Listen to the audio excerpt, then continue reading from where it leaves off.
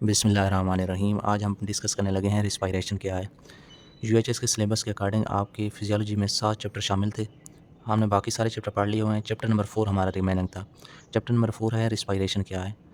इसका मैंने जो पहला लेक्चर दिया था उसमें मैंने आपको रिस्पायरेशन के जो पाथवे है उसकी केमिस्ट्री बताई थी, उसकी स्ट्रक्चर बताई थी।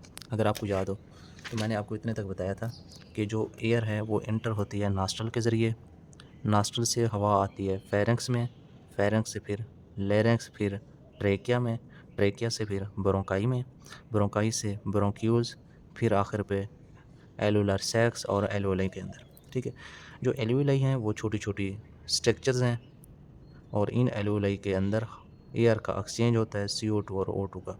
इन एल्वोलाई को हम फंक्शनल यूनिट ऑफ लंग्स भी बोलते हैं। ये सारा का सारा था पाथवे। ठीक है, और इस पाथवे के अंदर एयर का लंग्स की एल्वोलाई में आना और यहाँ से एयर का वापस जाना, इस सारे प्रोसेस को हम बोलते हैं पल्मोनरी वेंटिलेशन।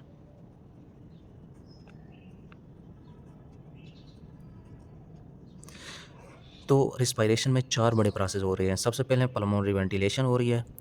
दूसरे नंबर पे ये हो रहा है कि जब एल्वोलाई के अंदर हवा पहुंच जाती है तो इसके साथ होती हैं ब्लड वेसल, और उन ब्लड वेसल के दरमियान और इन एल्वोलाई के दरमियान जो है हवा का एक्सचेंज होता है। ऑक्सीजन जो है वो जज़ब होकर अंदर जाती है, CO2 जो है वो बाहर आती है, और इसको हम बोलते हैं एक्सचेंज ऑफ गैसेस।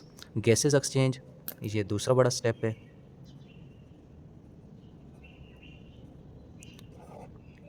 तीसरे नंबर पे जब गैसेस एक्सचेंज हो जाती हैं तो ये हमारी जो ब्लड वेसल हैं ये ऑक्सीजन या CO2 को लेके पूरे बॉडी में घूमती हैं। ठीक है, ऑक्सीजन को लेके पूरे बॉडी में घूमती हैं और फिर CO2 को पूरे बॉडी से वापस ले आती हैं। तो इस प्रोसेस को हम बोलते हैं ये ट्रांसपोर्ट ऑफ गैसेस हो रही है, ट्रांसपोर्ट ऑफ गैसेस। ये तीसरा बड़ा स्टेप है। चौथा स्टेप ये है कि इन तीनों प्रोसेस को कंट्रोल कैसे किया जाता है, रेगुलेशन किस तरह की जाती है। तो ये चारों स्टेप मिला के हमारा ओवरऑल रिस्पायरेशन का ओवरव्यू निकल आता है। तो हम सबसे पहले देखते हैं पल्मोनरी वेंटिलेशन क्या है, किस तरह जो है हवा एंटर हो रही है। तो वो हम देखते हैं सबसे पहले कि हमारे लंग्स जो हैं वो एक्सपेंड होते हैं और हवा को अंदर ले आते हैं। तो लंग्स एक्सपेंड किस तरह होते हैं, अगर लंग्स के एक्सपेंशन पे बात करें तो लंग्स जो हैं वो अपना ऊपर और नीचे जाके अपना डायमीटर बढ़ाते हैं, अप एंड डाउन डायमीटर, और उसके साथ ये हमारे लंग्स जो हैं वो एंटीरियर पोस्टीरियर भी डायमीटर अपने आप बढ़ाते हैं ताकि अंदर जो है वो चेस्ट कैविटी ओपन हो जाए, चेस्ट कैविटी का एरिया बढ़ जाए और हवा अंदर आए। तो जब ये ऊपर और नीचे लंग्स अपना डायमीटर बढ़ाते हैं तो वो आपको पता है सिर्फ ऊपर और नीचे बढ़ाने वाला जो डायमीटर है वो डायाफ्रेम कंट्रोल कर रहा होता है। हमारे लंग्स के नीचे डायाफ्रेम होता है जो ऊपर और नीचे होता है और उसको कंट्रोल कर रहा होता है। लेकिन जो अंटीरियर और पोस्टीरियर डायमीटर है वो कंट्रोल किया जाता है हमारी रिब्स से। ठीक है, मैं आपको बताता हूँ। ये हमारी हैं रिब्स। जब हमारी रिब्स नॉर्मल रूटीन में होती हैं तो वो नीचे की तरफ होती हैं। ये देखो, ये नीचे की तरफ होती हैं, नीचे लटकी हुई। लेकिन जब हम इंस्पायरेशन करना चाहते हैं, हवा को अंदर लाना चाहते हैं, तो हम कोशिश करेंगे चेस्ट कैविटी का एंटीरियर पोस्टीरियर डायमीटर भी बढ़ जाए, ये इधर इस तरफ हो जाए। ठीक है, तो इसके लिए जो हमारी ये रिब्स हैं इनको ऊपर एलिवेट किया जाता है, उठाया जाता है। ये रिब्स जो नीचे लटकी हुई हैं इनको थोड़ा सा ऊपर उठाया जाता है। तो इंस्पायरेशन के दौरान रिब्स को ऊपर उठाया जाता है। तो इसका मतलब है जब रिब्स जो हैं एलिवेट होंगी तो डायमीटर बढ़ेगा, और ये इंस्पायरेशन के दौरान होता है। और जब रिब्स जो है नीचे डाउनवर्ड आएंगी तो तब जो है डायमीटर कम हो जाएगा और एक्सपायरेशन होगी। तो वो कौन से मसल हैं जो इंस्पायरेशन करा रहे हैं यानी रिब्स को ऊपर उठा रहे हैं, और वो कौन से मसल हैं जो रिब्स को नीचे कर रहे हैं और एक्सपायरेशन कर रहे हैं। तो वो मसल हम पढ़ते हैं। ठीक है, तो ये मैंने आपको पहले ही बता दिया था कि जो मसल ऑफ इंस्पायरेशन है जो रिब्स को ऊपर उठा रहे हैं ताकि इंटीरियर पोस्टीरियर डायमीटर बढ़ जाए और हवा अंदर आ सके। तो वो 4 मसल थे। ठीक है, पहला मसल है एक्सटर्नल इंटरकोस्टल, दूसरा है स्टर्नोक्लेइडोमास्टाइड मसल, तीसरा है एंटीरियर सेरेटी, और चौथा है स्केली मसल जो आपकी ऊपर वाली 2 रिब्स को उठाता है। ठीक है, उसके बाद वो मसल जो आपके रिब्स केज को नीचे की तरफ करते हैं और एक्सपायरेशन में मदद देते हैं, तो वो 2 मसल्स हैं, एक एब्डोमिनल रेक्टाई मसल और एक इंटरनल इंटरकोस्टल मसल। ठीक है, तो ये किस तरह आपका एंटीरियर पोस्टीरियर डायमीटर बढ़ रहा है और लंग्स एक्सपेंड कर रही हैं। अब लंग्स के अंदर कुछ प्रेशर होते हैं जो आपकी इंस्पायरेशन और एक्सपायरेशन करा रहे हैं, तो वो आज हम प्रेशर डिस्कस करेंगे। ठीक है, वो प्रेशर समझना बहुत ही ज़रूरी है। ठीक है, तो मैं आपको डायग्राम से वो प्रेशर दिखाता हूँ। सबसे पहले आपने पढ़ा होगा कि हमारे लंग्स जो हैं वो प्लूरल कैविटी के अंदर क्लोज होते हैं, और वो प्लूरल कैविटी जो है वो 2 हिस्सों पे मुश्तमिल होती है। उसकी 2 लेयर होती हैं, एक अंदरूनी लेयर जो इन लंग्स के साथ बिल्कुल अटैच होती है। ठीक है, इस इस अंदरूनी लेयर ऑफ प्लूरल कैविटी को हम वेसिरल लेयर बोलते हैं। वेसिरल होती है जो अंदर की तरफ हो, ठीक है, ये वेसिरल लेयर कहलाती है। और एक बाहर की तरफ लेयर होती है, ये बाहर वाली लेयर, इसको हम पेरिटल लेयर बोलते हैं। इन पेरिटल और वेसिरल लेयर के दरमियान वाली जो स्पेस नज़र आ रही है, इसको मैं हाईलाइट भी कर देता हूँ। ये वाली सारी की सारी स्पेस जो नज़र आ रही है, आपको कलराइज कर देता हूँ, ये वाली स्पेस, ठीक है। इस स्पेस को हम बोलते हैं, ये है प्लूरल कैविटी। इस स्पेस को हम क्या नाम देते हैं? प्लूरल कैविटी का। ये सारी की सारी क्या है? Pleural cavity. इस प्लूरल कैविटी के अंदर एक फ्लूइड होता है, ठीक है। उस फ्लूइड को हम नाम देते हैं, वो प्लूरल फ्लूइड है, ठीक है। और वो प्लूरल फ्लूइड इस तरह का होता है कि इसके अंदर नेगेटिव प्रेशर डेवलप होता है।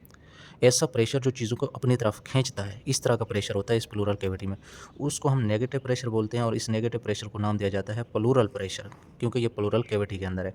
और वो प्रेशर जो है वो चेंज होता रहता है -5 cm से -7.5 cm तक। ये सेंटीमीटर ऑफ H2O का ये प्रेशर होता है। जिस तरह mm ऑफ Hg होता है ना, mm ऑफ Hg मरकरी का, इस तरह वाटर का भी cm ऑफ H2O होता है। और ये -5 से -7.5 तक चेंज होता रहता है, ठीक है। अब होगा किस तरह? जब नॉर्मल रूटीन में लंग्स खड़े होंगे तो तब -5 होगा, और जब इंस्पायरेशन करनी होगी तो ये -7.5 हो जाएगा। इसका मतलब है इंस्पायरेशन के दौरान ये -7.5 हो जाता है, ये याद रखना ज़रूरी है इंतहाई। और जब एक्सपायरेशन करनी हो तो ये -7.5 से दोबारा ये 5 तक आ जाता है, -5 तक आ जाता है एक्सपायरेशन के दौरान। उसके बाद एक तो ये प्रेशर हो गया।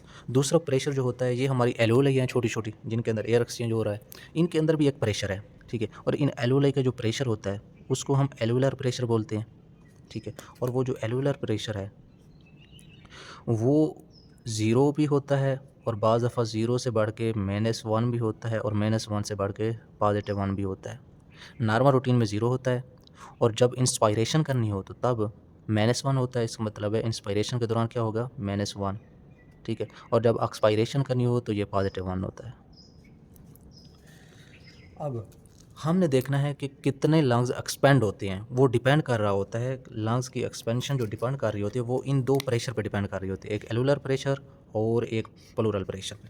सबसे पहले ये बात समझना ज़रूरी है कि जो आपका एल्वेओलर प्रेशर है, ये एल्वेओलाई को अंदर की तरफ खींच रहा है, एल्वेओलाई को क्लोज़ कर रहा है, ठीक है। मैं अगर एल्वेओलाई एक बड़ी सी यहाँ पे बनाऊँ इस तरह की, ठीक है, यहाँ पे बना देता हूँ बड़ी सी एल्वेओलाई, तो ये कोशिश करेगा कि इस एल्वेओलाई को अंदर की तरफ खींचूँ, जो एल्वेओलर प्रेशर है, और इस एल्वेओलाई का जो है वो साइज़ छोटा कर दूँ, इस तरह सिकुड़ा दूँ इस एल्वेओलाई को। लेकिन जो आपका प्लूरल प्रेशर है, ये कोशिश कर रहा है कि मैं इनको बाहर की तरफ खींचूँ लंग्स को, और ताकि एल्वेओलाई का जो साइज़ है वो बढ़ जाए। तो ये 2 प्रेशर मुखालिफ सिमत में काम कर रहे हैं। अब हम देखेंगे कि लंग्स कितने एक्सपेंड होते हैं, तो वो डिपेंड कर रहा होता है कि जो प्लूरल प्रेशर कितने अपनी फ़ोर्स से खींच रहा है और एल्वेओलर प्रेशर कितनी फ़ोर्स से खींच रहा है। तो मैंने बताया कि इंस्पायरेशन के दौरान जो है इतना प्लूरल प्रेशर है, और इंस्पायरेशन के दौरान इतना एल्वेओलर प्रेशर है। तो हम कितना एक्सपेंड हो रहा है लंग्स, ये डिपेंड करता है इन दोनों के डिफरेंस से। और एल्वेओलर प्रेशर और प्लूरल प्रेशर के डिफरेंस को हम बोलते हैं ट्रांसपल्मोनरी प्रेशर, ठीक है। सबसे पहले उन्होंने प्लूरल प्रेशर का बताया हुआ है, फिर एल्वेओलर प्रेशर का, फिर इन दोनों के डिफरेंस को हम बोलते हैं ट्रांसपल्मोनरी प्रेशर, ठीक है। उसके बाद इस ग्राफ को अगर देखें, जब नॉर्मल रूटीन में थे तो तब ये -5 इस जगह पे cm है, तब प्लूरल प्रेशर -5 था। जब इंस्पायरेशन हुई तो ये -7.5 तक आ गया, ये देखो, ठीक है। जब एक्सपायरेशन हुई तो ये दोबारा 5 पे चला गया, ठीक है। ये था प्लूरल प्रेशर। इसी तरह अगर हम देखें एल्वेओलर प्रेशर, पहले यहाँ पे 0 पे था, जब इंस्पायरेशन हुई तो ये -1 तक चला गया, यहाँ तक। और जब इंस्पायरेशन के बाद दोबारा एक्सपायरेशन हुई तो ये +1 तक चला गया, और ये है एल्वेओलर प्रेशर। अब इन दोनों प्रेशर का जो डिफरेंस है वो है ट्रांसपल्मोनरी प्रेशर, और यही डिसाइड कर रहा होता है कि लंग्स कितने एक्सपेंड होंगे। अब हम देख लेते हैं, मसलन इंस्पायरेशन के दौरान देखते हैं। इंस्पायरेशन के दौरान जो प्लूरल प्रेशर है वो अपनी तरफ खींच रहा है, इन एल्वेओलाई को एक्सपेंड करा रहा है। वो कितना प्रेशर है इंस्पायरेशन के दौरान? -7.5, ठीक है। और उसी इंस्पायरेशन के दौरान एल्वेओलाई का प्रेशर कितना है? -1। -1 की जो फ़ोर्स है वो अंदर की तरफ है -1, और बाहर की तरफ जो फ़ोर्स है वो -7.5 है। तो इन दोनों का अगर डिफरेंस निकालें तो वो 6.5 बनता है। देखो, -7.5 की जो फ़ोर्स है वो बाहर की तरफ लग रही है, -1 की फ़ोर्स अंदर की तरफ लग रही है, तो बाहर की तरफ ज़्यादा लग रही है, तो बाहर की तरफ कितनी ज़्यादा लग रही है? 6.5 बाहर की तरफ फ़ोर्स ज़्यादा लग रही है। तो इसका मतलब है 6.5 सीएम ऑफ H2O की जो फ़ोर्स है वो इंस्पायरेशन के दौरान हमारी एलोलाई को एक्सपेंड कराती है, जिसको हम ट्रांसपल्मोनरी प्रेशर का नाम दे रहे हैं, ठीक है। अब एक और टर्म इस्तेमाल की जाती है लंग्स की एक्सपेंशन को बयान करने के लिए, वो होती है कंप्लायंसेस ऑफ लंग्स, ठीक है। वो क्या है? ये ट्रांसपल्मोनरी प्रेशर का अगर हम 1 सीएम लें, 1 सीएम ट्रांसपल्मोनरी प्रेशर यानी 1 सीएम प्रेशर का डिफरेंस जितना लंग्स को एक्सपेंड कराएगा उसको हम बोलते हैं कंप्लायंसेस ऑफ लंग्स, ठीक है। तो वो तकरीबन होता है कि 1 सेंटीमीटर अगर इनका प्रेशर डिफरेंस है तो वो लंग्स को एक्सपेंड कराता है 200 ml मिलीलीटर, ठीक है। ये कहलाती है कंप्लायंसेस ऑफ लंग्स। अब लफ्ज़ कंप्लायंसेस को आपने याद रखना है, कंप्लायंसेस का मतलब होता है लंग्स का फैलाव।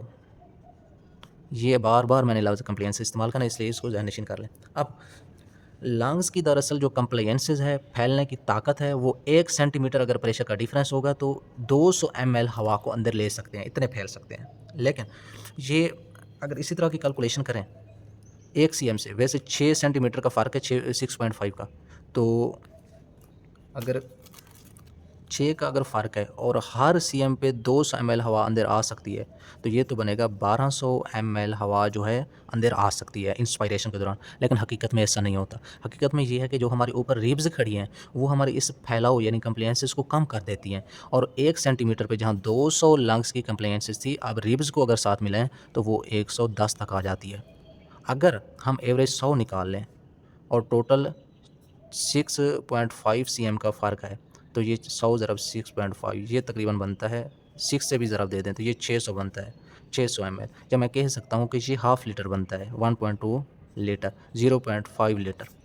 हाफ़ लीटर जो है वो हवा अंदर आ सकती है इंस्पायरेशन के दौरान, ये हकीकत है, ठीक है। वैसे आनी जो चाहिए थी वो 1200 चाहिए थी, लेकिन हमारी रिब्स जो हैं वो कंप्लायंसेस हमारे फैलाव को कम कर रही हैं। तो यही बताया हुआ है कंप्लायंसेस ऑफ लंग्स, ठीक है। कितना लंग्स फैलाव कर सकते हैं, ये डिपेंड कर रहा होता है कि 1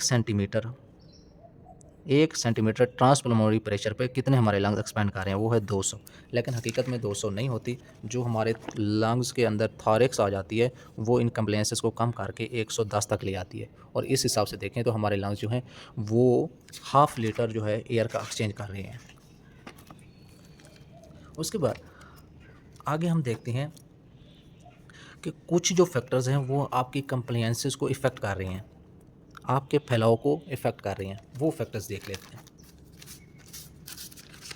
सबसे पहले इधर देख,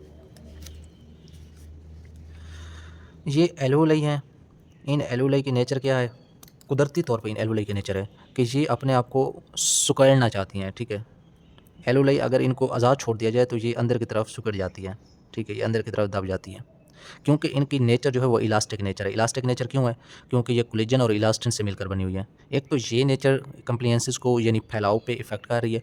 दूसरा, इन्हीं एल्वेओलाई के अंदर होता है सरफेस टेंशन। लफ्ज़ सरफेस टेंशन क्या है, इसको समझने की ज़रूरत है।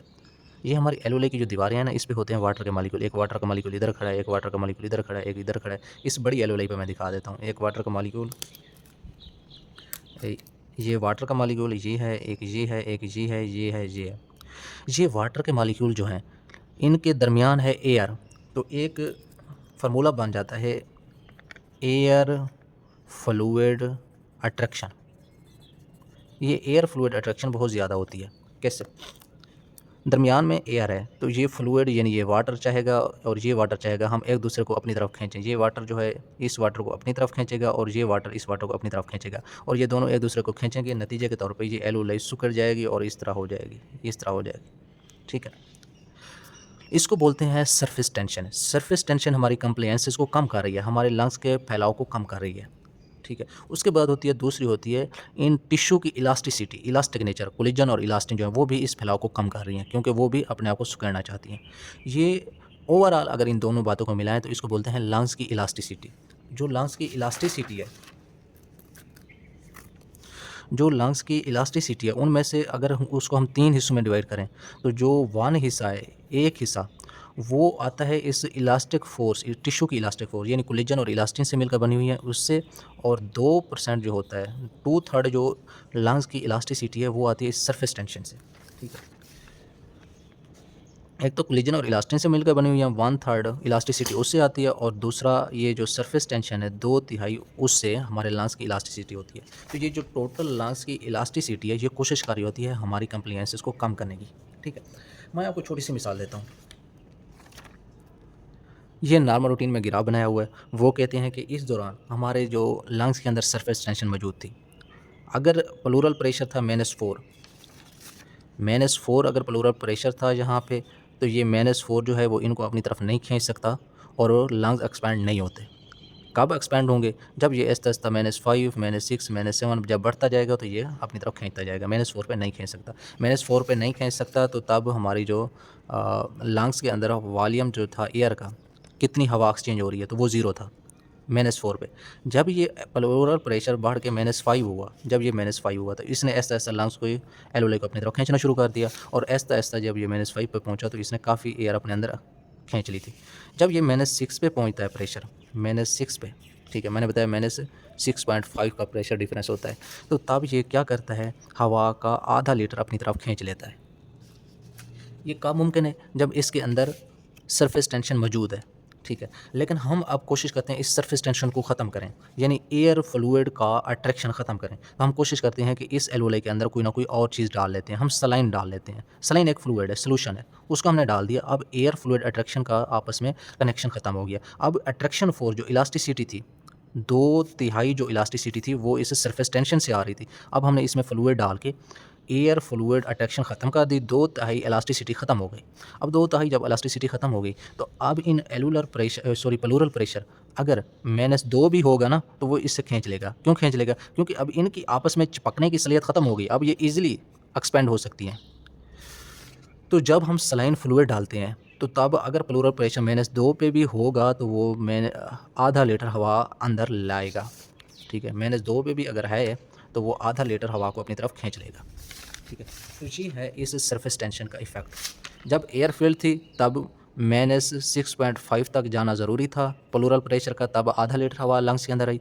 जब हमने सलाइन फ्लूइड डाल के सरफेस टेंशन को ख़त्म कर दिया तो तब 2 भी अगर प्लूरल प्रेशर होगा वो आधा लीटर हवा को अपने अंदर खींच देगा। अब कुदरती तौर पे क्या होता है, इस सरफेस टेंशन को कुदरती तौर पे हम कम करते हैं सर्फेक्टेंट की मदद से। ठीक है, हमारी एल्वेओलाई के अंदर एक सेल होती हैं, वो उनको बोलते हैं टाइप 2 एलुलर एपिथेलियल सेल्स। ठीक है, वो तकरीबन 10% हमारे एल्वेओलाई का हिस्सा होते हैं और वो रिलीज़ करते हैं सर्फेक्टेंट। सर्फेक्टेंट एक ऐसा मादा है जो डाईपल्मेटाइल फॉस्फेटाइडल कोलिन, कैल्शियम आयन और एपोप्रोटीन से मिलकर बना है। इन 3 चीज़ों के कॉम्बिनेशन से हमारा सर्फेक्टेंट बना है। उस सर्फेक्टेंट का काम ये है कि इस सरफेस टेंशन को कम करना। वैसे नॉर्मली जो वाटर की सरफेस टेंशन है वो 72 है, लेकिन एल्वेओलाई की जो सरफेस टेंशन है वो 50 है।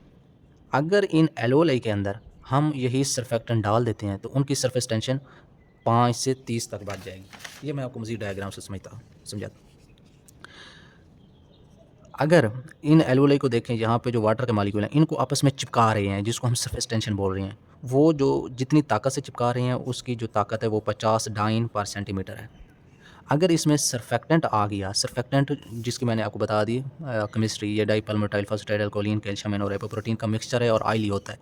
जब वो आ गया सर्फेक्टेंट तो उसने इसकी चिपकने की सलाहियत 50 से कम करके 5 से 30 कर दी। ठीक है, तो ये चिपकने की सलाहियत कम हो गई, अब लंग्स ईजिली एक्सपेंड हो सकते हैं। तो ये कुदरती तौर पे अल्लाह ताला की तरफ से हमारा सर्फेक्टेंट हमारे लंग्स के अंदर मौजूद है जो हमारे एल्वेओलाई को आपस में चिपकने नहीं देता ताकि लंग्स एक्सपेंड कर सकें। अब कितने प्रेशर से हमारी एल्वेओलाई आपस में चिपक सकती हैं तो उसको हम बोलते हैं प्रेशर ऑफ एल्वेओलाई। ठीक है, वो एल्वेओलाई का कितना प्रेशर है जो उनको आपस में चिपका देता है, वो होता है 2 ज़रब सरफेस टेंशन बटा रेडियस ऑफ एल्वेओलस। ठीक, ये मैं आपको सादा सी एक एग्जांपल से समझाता हूँ। मसलन एक बच्चा है जो 6 से 8 महीनों के दरमियान पैदा हो जाता है। वैसे बच्चा जो है वो 10 महीने का होता है तब डिलीवरी होती है। अगर वो 10 महीने से पहले 6 या 8 महीनों के दरमियान पैदा हो गया है तो अब होगा क्या, उसकी एल्वेओलाई का साइज़ बड़ा नहीं होगा, उन एल्वेओलाई का साइज़ क्या होगा, छोटा होगा। अगर एल्वेओलाई का साइज़ छोटा होगा तो प्रेशर जो है वो ज़्यादा होगा क्योंकि ये एक दूसरे के इन्वर्स हैं। यानी एल्वेओलाई को कोलैप्स करने वाला, उनको आपस में चिपकाने वाला प्रेशर ज़्यादा होगा। उसके अलावा जब बच्चा 8 महीनों से बढ़ता है पेट के अंदर तब उसका सर्फेक्टेंट पैदा होता है, उससे पहले सर्फेक्टेंट पैदा नहीं हुआ होता, ये सर्फेक्टेंट पैदा नहीं हुआ होता। बच्चा 8 महीने से पहले पैदा हो गया तो उसका सरफेस टेंशन जो होगी वो ज़्यादा होगी। क्यों? क्योंकि इस सरफेस टेंशन को कम करता है सर्फेक्टेंट, सर्फेक्टेंट पैदा हुआ नहीं है, तो अब सरफेस टेंशन होगी ज़्यादा, चिपकने की सलाहियत होगी ज़्यादा, तो प्रेशर भी ज़्यादा होगा। तो अब डबल प्रेशर है एलोलाई को आपस में चिपकाने का। तो अब नतीजा क्या होता है, इन बच्चों में एलोलाई जो है आपस में चिपक जाती हैं और हवा अंदर नहीं आ पाती। तो इस हम बीमारी को बोलते हैं respiratory distress syndrome of newborn. ठीक है, उसके बाद हम चलते हैं आगे। हमारे जो लंग्स हैं वो वर्क कर रहे हैं और अपनी एनर्जी लगा रहे हैं किन किन चीज़ों पे, वो लगा रहे हैं कि कंप्लायंस से वर्क कितना हो रहा है, हमारे जो लंग्स की जो इलास्टिसिटी है उस इलास्टिक फोर्स के खिलाफ कितना वर्क हो रहा है, हमारे लंग्स के अंदर टिश्यू की रेजिस्टेंस कितनी है और कितने ताकत से हवा को अंदर खींचा जा रहा है, एयर रेजिस्टेंस कितनी है। अगर हम ओवरऑल एनर्जी की बात करें तो हमारी बॉडी के अंदर जितनी भी एनर्जी पैदा हो रही है उसका 3 to 5% जो है वो रिस्पायरेशन में इस्तेमाल हो रही है। अगर हम बहुत ज़्यादा हेवी एक्सरसाइज करेंगे तो ये 50 फोल्ड 50 टाइम्स ज़्यादा एनर्जी एक्सपेंड हो सकती है। उसके बाद हम चलते हैं कि कितनी हवा हमारे लंग्स के अंदर जा रही है। इसको हम मेजर करते होते हैं एक इंस्ट्रूमेंट से, उसको हम बोलते हैं स्पायरोमीटर। ये है स्पायरोमीटर। यहाँ पे माउथ रखते हैं, माउथ पीस है, हवा अंदर जानती है और यहाँ पे ऑक्सीजन चैम्बर में, और यहाँ पे हमारा रिकॉर्डिंग ड्रम होता है जो हमें रिकॉर्डिंग बताता है कि कितनी हवा हमने अंदर ली या बाहर निकाली। तो नॉर्मल रूटीन के अंदर जितनी हवा हम अंदर ले रहे हैं अपने लंग्स के अंदर, ठीक है, लंग्स की बात कर रहा हूँ, नॉर्मल रूटीन के अंदर हम जितनी हवा अंदर ले रहे हैं और जितनी बाहर निकाल रहे हैं, तो इसको हम बोलते हैं, ये होता है टाइडल वॉल्यूम, और ये होता है हाफ़ लीटर 0.5 लीटर। ठीक है, आधा लीटर हम हवा हवा अंदर ले रहे हैं और आधा लीटर बाहर निकाल रहे हैं हर सांस के दौरान। ठीक है, तो इसको बोलते हैं टाइडल वॉल्यूम और ये होता है 0.5 लीटर। ठीक है, यहाँ मैं लिखता जाता हूँ 500 ml होता है। और उसके बाद अगर हम नॉर्मल रूटीन में हवा ले रहे थे, लेकिन मैंने नॉर्मल रूटीन में हवा अंदर ली, उसके बाद मैंने फ़ोर्सफुली ताकत के ज़रिए हवा तेज़ी से अंदर खींची। अगर ज़बरदस्ती हवा खींचूँगा तो वो जितनी हवा अंदर जाएगी ज़बरदस्ती, उसको हम बोलते हैं इंस्पायरेटरी रिज़र्व वॉल्यूम। ये वो रिज़र्व वॉल्यूम था जब हमने फ़ोर्सफुली इंस्पायरेशन की तो वो वॉल्यूम अंदर हवा का चला गया। तो और ये होता है 3000 ml, यानी 3 लीटर। उसके बाद मैंने हवा ऐसे नॉर्मली बाहर निकाली, तो जितनी हवा बाहर निकाली वो होता है टाइडल वॉल्यूम, और हमने फ़ोर्सफुली हवा अंदर ले गए, उसके बाद हमने बाहर निकाली, तो सबसे पहले क्या होगा, ये फ़ोर्सफुली हवा जो 300 मिलीलीटर अंदर गई थी, सबसे पहले ये बाहर होगी, फिर जो टाइडल वॉल्यूम जो आम रूटीन की होती है हाफ़ लीटर हवा वो बाहर निकलेगी, उसके बाद वो भी निकल गई। अब मैं फ़ोर्सफुली एक्सपायरेशन कर रहा हूँ, यानी ज़ोर लगा के हवा को बाहर निकाल रहा हूँ, तो जो हवा ज़ोर लगा के मैं बाहर निकालूंगा उसको बोलते हैं एक्सपायरेटरी रिज़र्व वॉल्यूम, और वो होता है हमारा 1100 ml। ठीक है, एक्सपायरेटरी रिज़र्व वॉल्यूम। उसके बाद चाहे मैं ज़ोर लगा के भी हवा लंग्स से बाहर निकाल दूं, उसके बाद भी लंग्स खाली खला पैदा नहीं होता लंग्स के अंदर, फिर भी हवा लंग्स के अंदर कुछ ना कुछ रहती है। जो हवा फोर्सफुली एक्सपायरेशन के बाद भी हवा अंदर रही उसको बोलते हैं रेजिडुअल वॉल्यूम, और वो होता है 1200। ठीक है, ये 4 वॉल्यूम आपने अच्छी तरह से याद रखने हैं, यहाँ पे उनकी वैल्यू भी बताई हुई है। उसके बाद यहाँ से अगर देखें, इस ग्राफ से समझने की कोशिश करें, तो रेजिडुअल वॉल्यूम वो होता है जो आप चाहे जितनी भी फोर्स से एक्सपायर कर दें हवा, लेकिन फिर भी वो आपके लंग्स के अंदर रहती है, वो 1200 है। उसके बाद ये ऊपर 1100 वो हवा है जो आप फोर्सफुली एक्सपायरेशन कर सकते हैं। उसके ऊपर हाफ़ लीटर वो हवा है जो आप नॉर्मली रूटीन में हवा अंदर और बाहर निकाल रहे हैं। उसके बाद ये 3000 हवा का वो वॉल्यूम है जो आप फोर्सफुली अगर इंस्पायरेशन करेंगे तो वो आप अंदर भी ला सकते हैं, बाहर भी निकाल सकते हैं। ठीक है, उसके बाद आती हैं कैपेसिटीज़। सबसे पहले कैपेसिटी आती है कि आप अगर लंग्स की कितनी कैपेसिटी है कि अगर आप ज़ोर लगा के हवा को अंदर ले जाएँ तो वो अंदर चली जाती है, वो कहलाती है इंस्पायरेटरी कैपेसिटी। वो आप 3000 ये वाला हवा भी अंदर ले जा सकते हैं और नॉर्मल रूटीन वाली आधा लीटर ये भी ले जा सकते हैं, तो इंस्पायरेटरी कैपेसिटी होगी 3500। उसके बाद अगर आप फ़ोर्सफुली हवा अंदर ले जाएँ और फिर बाहर निकालें फ़ोर्सफुली, तो आप क्या करेंगे, जब फ़ोर्सफुली बाहर निकालेंगे तो सबसे पहले आपकी ये हवा भी बाहर निकलेगी, ये टाइडल वॉल्यूम भी हवा बाहर निकलेगी, और फ़ोर्सफुली बाहर हवा निकाल रहे हैं तो फ़ोर्सफुली ये भी बाहर निकलेगी। तो इस सारों के कॉम्बिनेशन को हम नाम देते हैं, ये वाइटल कैपेसिटी होता है। ठीक है, तो अगर मैं इधर वाइटल कैपेसिटी का फार्मूला आपको लिख दूँ, ठीक है, वाइटल कैपेसिटी का फार्मूला क्या होता है, वीसी का एक होता है inspiratory reserve volume, inspiratory reserve volume जमा एक्सपायरेटरी रिज़र्व वॉल्यूम जमा रेजिडुअल वॉल्यूम। रेजिडुअल वॉल्यूम आएगा नहीं, बल्कि रेजिडुअल वॉल्यूम नहीं आता इसमें, इसमें आता है टाइडल वॉल्यूम, टाइडल वॉल्यूम। ठीक है, उसके बाद होता है आपके लंग्स के अंदर जो आप फोर्सफुली एक्सपायरेशन कर रहे हैं और कितनी हवा लंग्स के अंदर होती है, एक्सपायरेटरी रिजर्व वॉल्यूम और रेजिडुअल वॉल्यूम, इन दोनों के कम्बिनेशन को हम बोलते हैं फंक्शनल रेजिडुअल कैपेसिटी, ठीक है। और तीसरी टर्म इस्तेमाल होती है टोटल लंग्स कैपेसिटी। हमारे लंग्स की टोटल कैपेसिटी कितनी है, वो इन सारे कैपेसिटी को अगर मिलाएं तो टोटल लंग्स कैपेसिटी बनती है, जो कि 600 मिलीलीटर है, 6000 मिलीलीटर और 6 लीटर बनती है, ठीक है। इन सब के आप फार्मूले भी लिख सकते हैं। इंस्पायरेटरी कैपेसिटी का अगर फार्मूला लिखें, इंस्पायरेटरी कैपेसिटी, तो ये बराबर है किन किन के, ये इंस्पायरेटरी रिजर्व वॉल्यूम जमा टाइडल वॉल्यूम, वॉल्यूम टाइडल, ठीक है। तो इंस्पायरेटरी रिजर्व वॉल्यूम 3000 है और जमा ये 500 है, तो 3500 आ जाएगा इंस्पायरेटरी कैपेसिटी।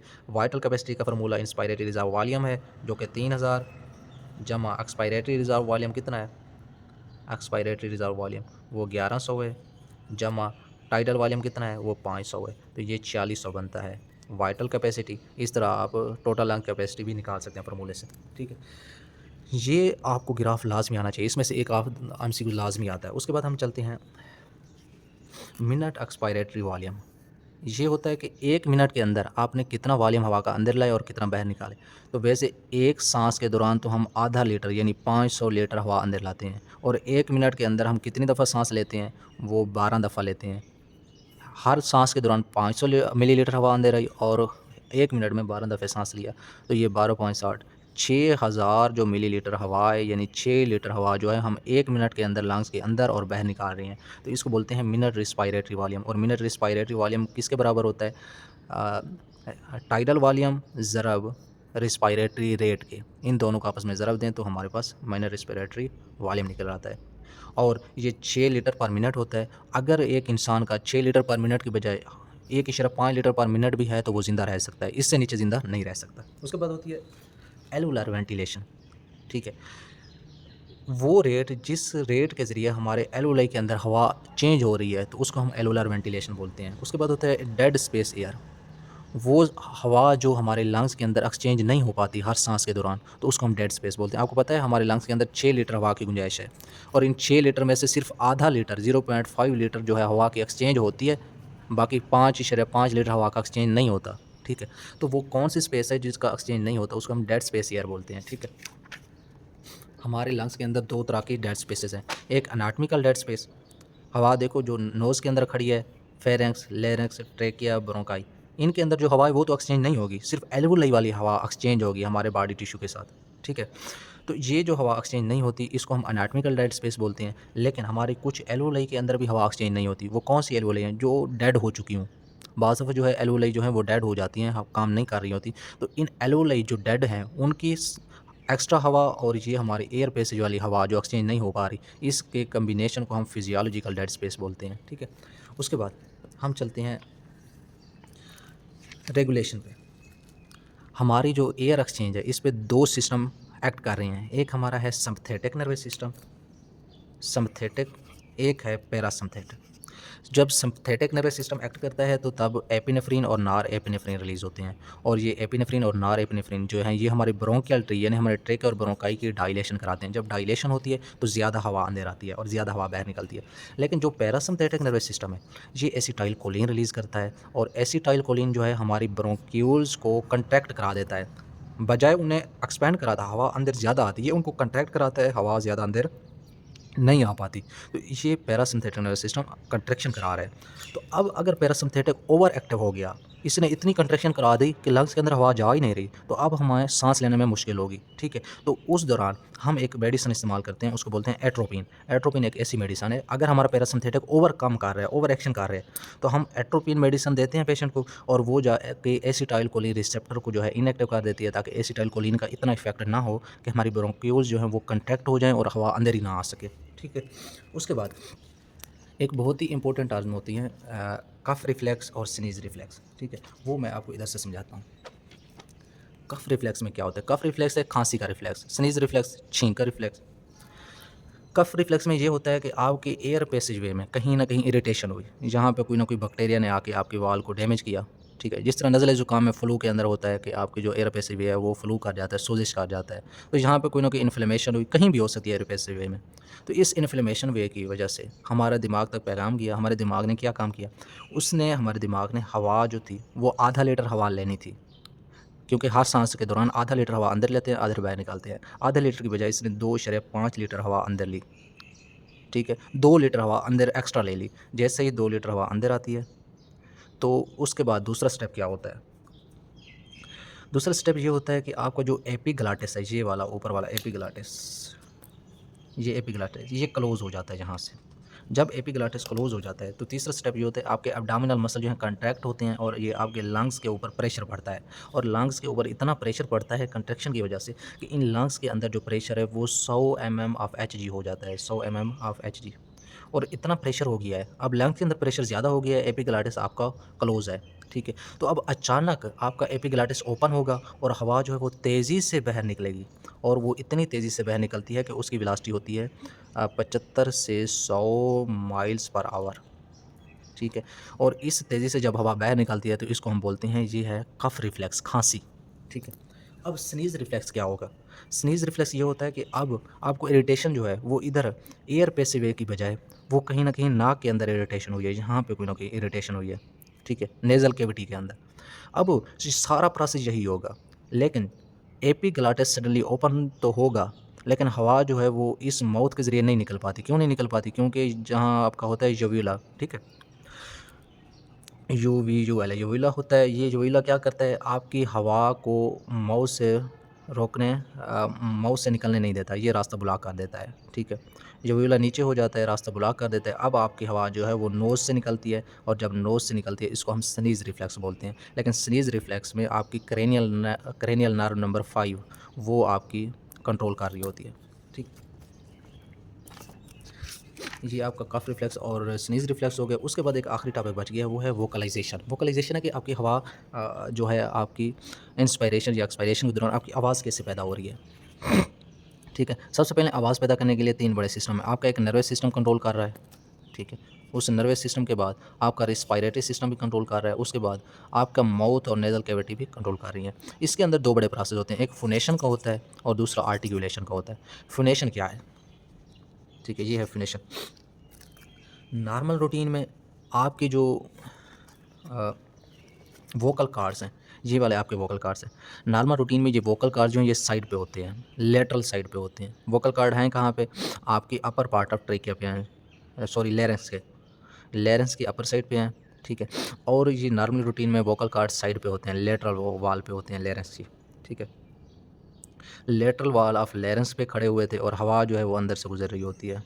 लेकिन जब हमने कोई आवाज़ निकालनी हो तो ये वोकल कॉर्ड एक दूसरे के करीब आ जाते हैं। ये वोकल कॉर्ड जो है अंदर की तरफ हरकत करता है और ये अंदर की तरफ, ये एक दूसरे के करीब आते हैं। अब जब हवा इनके अंदर से गुजरती है तो इन वोकल कॉर्ड्स में वाइब्रेशन पैदा होती है और इसको हम बोलते हैं फोनेशन, ठीक है। फोनेशन में यही बताया हुआ है कि आम रूटीन में वोकल कॉर्ड आपके लेटर वाला फेरेंस पे होते हैं, ठीक है। लेकिन जब ये एक दूसरे के क्लोज आते हैं तो वाइब्रेशन पैदा होती है, जिसको हम फोनेशन बोलते हैं, ठीक है। उसके अलावा वोकल कॉर्ड के उन्होंने सपोर्ट का भी बताया हुआ है कि वोकल कॉर्ड को जो सपोर्ट देती हैं वो एक तरफ से थायराइड कार्टिलेज देता है, दूसरी तरफ थायरोकार्टिनॉइड मसल देते हैं, ठीक है, क्रेटिनॉइड मसल, तीसरी तरफ से रेटिनॉइड कार्टिलेज देता है, ठीक है। ये मुख्तलिफ तरह के सपोर्ट बताए हुए हैं, इनको याद करने की ज़रूरत नहीं है। उसके बाद हम आते हैं आर्टिकुलेशन या रेजोनेंस पे। अब वोकल कॉर्ड में तो वाइब्रेशन पैदा हो गई है, लेकिन ये वाइब्रेटरी जो एयर है अब ये गुजरती है हमारे लिप्स से, हमारे माउथ से, हमारे सॉफ्ट प्लेट से, ठीक है। और जब इन हमारे लिप्स, माउथ और टांग वगैरह से गुजरती है तो हमारे टांग, लिप्स और मुख्तलिफ तरह से जब मूवमेंट करती हैं तो इस वाइब्रेटिंग एयर को मुख्तलिफ अंदाज में निकालती हैं, उससे आवाज़ पैदा होती है। इस प्रोसेस को हम आर्टिकुलेशन या रेजोनेंस बोलते हैं, ठीक है। यहाँ तक आपका जो रिस्पायरेशन है वो तकरीबन कंप्लीट हो गया है। अब हम अगले लेक्चर में पढ़ेंगे कि CO2 और O2 का एक्सचेंज कैसे होता है।